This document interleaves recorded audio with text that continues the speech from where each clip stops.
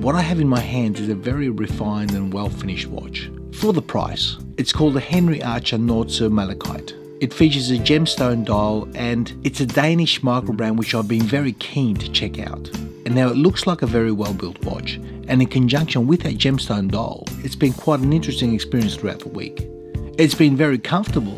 In fact, it's been extremely comfortable and very wearable with that case profile and excellent bracelet. But that said, there's probably a couple of gripes which I think could warrant some attention, but overall a very, very pleasing offering, and I wanted to share this with you guys. So let's check this thing out.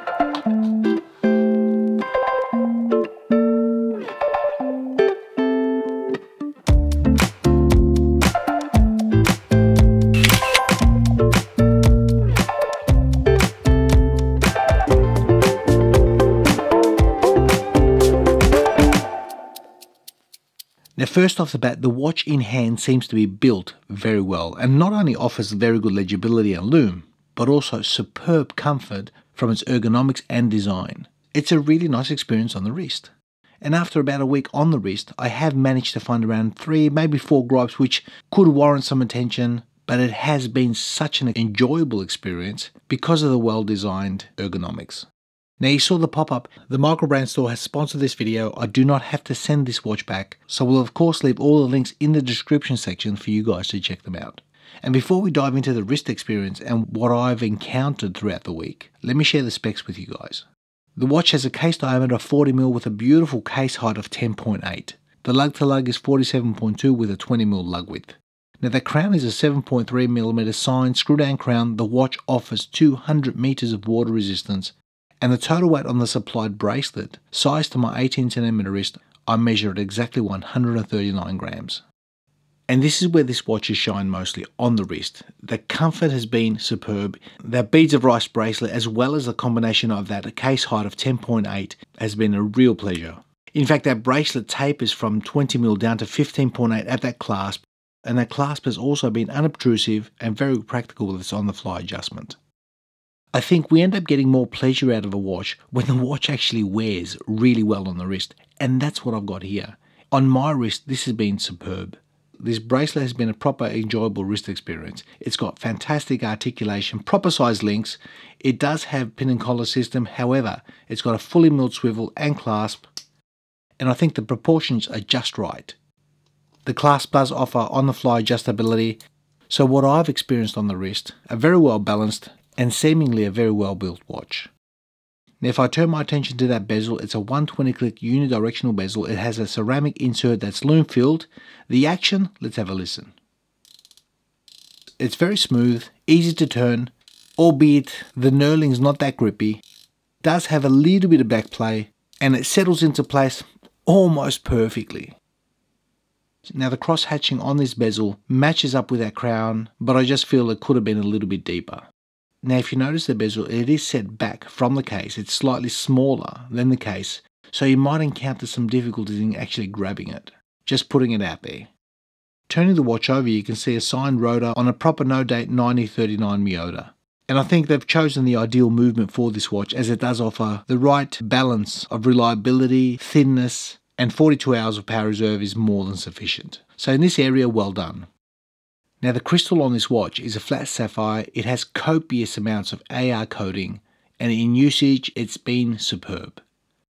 And one of the heroes of this watch is that lume. It has Swiss Superluminova, very evenly applied, in fact a very long lasting and a very bright experience.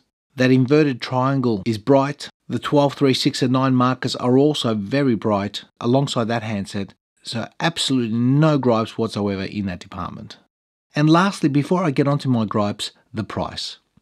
Now, looking at their website, the watch is not inexpensive by any means. I think, considering the fact that this does have a proper gemstone as a dial, that probably adds to the price. So bear that in mind.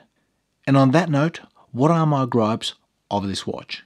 And to be honest, I found a few, but they're minimal, and I really want to share them with you guys because they're little niggles that some have sorted themselves out, others haven't, and I'll explain why. Firstly, that clasp. That clasp has been superb. Initially, when I first used the watch, it was a bit of a hard push. I had to apply a little bit of pressure to get it closed the first couple of days, but then it seems to have settled in place and now it shuts nice and smoothly. I was using the pushers initially to close it because it was a bit firm, but it settled into place after 2, maybe 3 days, and now it's perfect. Second gripe to me is the knurling on that bezel. The action is good, it's smooth, however, I really wish they would have had the same roughness of knurling as that crown because it's just a little bit smooth, and also being set back, you might have difficulties trying to grab this. It's been something that I think it really needed a deeper crosshatch pattern, just for an easier grip. Next gripe for me, that skeletonized handset is great, I love it.